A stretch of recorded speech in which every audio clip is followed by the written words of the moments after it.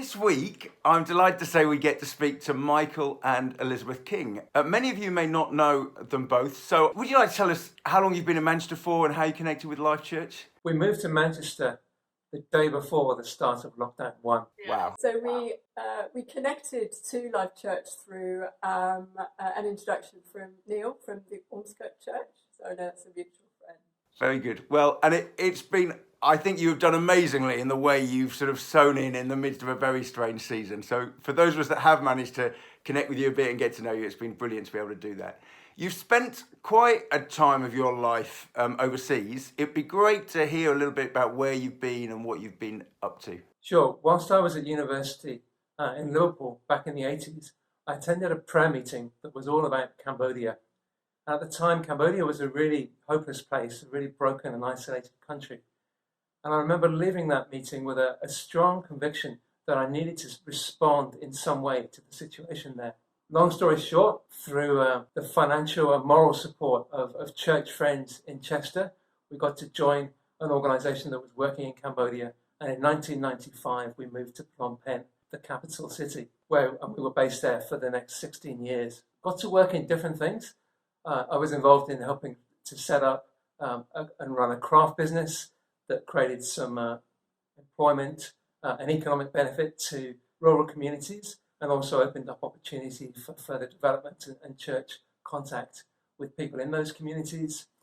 I also got to run a small website design business and help with cheer on some Cambodians who are running their own business, and got to help found a magazine for garment factory workers.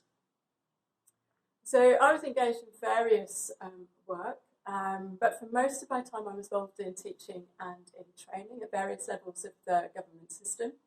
And so that involved working with Central Ministry of Education officials, developing a new national curriculum for primary and lower secondary.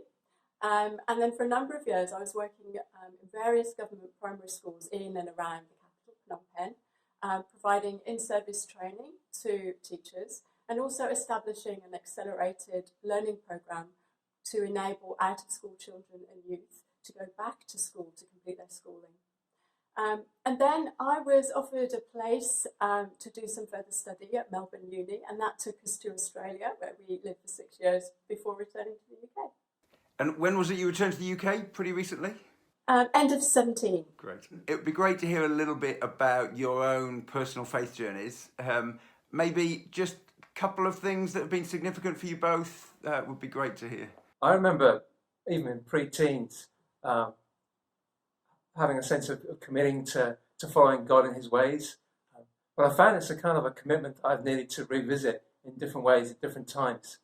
I remember distinctly early my time in Liverpool at university, it was as if I faced a fork in the road, and there was a decision that I needed to make to kind of re-establish God in his ways as a priority for my life, and that was a clear direction I needed to go in. Other times it's been more subtle. A few summers ago, I remember being challenged by a prayer from the Ignatian tradition, which essentially says, God, I give back to you everything you've given me. I just want your love and your grace. That's all I need.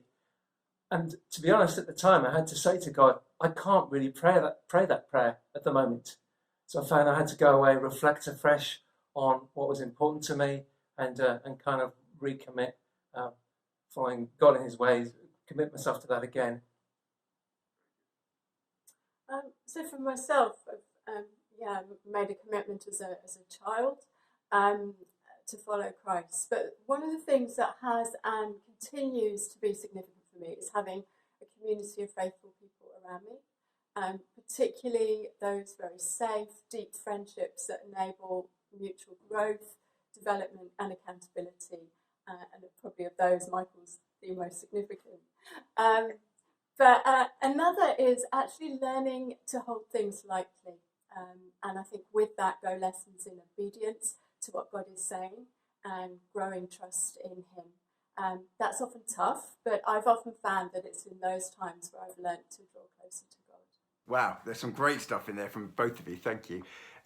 So You're here in Manchester, as I say, people have loved, those that have got to know you have loved connecting and just catching something of your hearts. What's, as you look forward, what's your focus now? We're very grateful to the warm welcome that folk at Life Church, and especially Stretford, have given us. I think a priority going forward is to settle and to get to know people and to get to know the place. It's been an unusual first sort of 12 months here. Yeah, so I'm currently helping with the Alpha course in Stretford, which is brilliant. But yeah, we're looking forward to, we actually want to move to Stretford and to be part of that community, getting to know people there, and also the wider Life Church community. Brilliant. We really look forward. I know the wider family will benefit hugely from being able to relate and connect more and more as time goes on. And it's been brilliant to hear just a little bit of your story. Thank you, both of you, for sharing.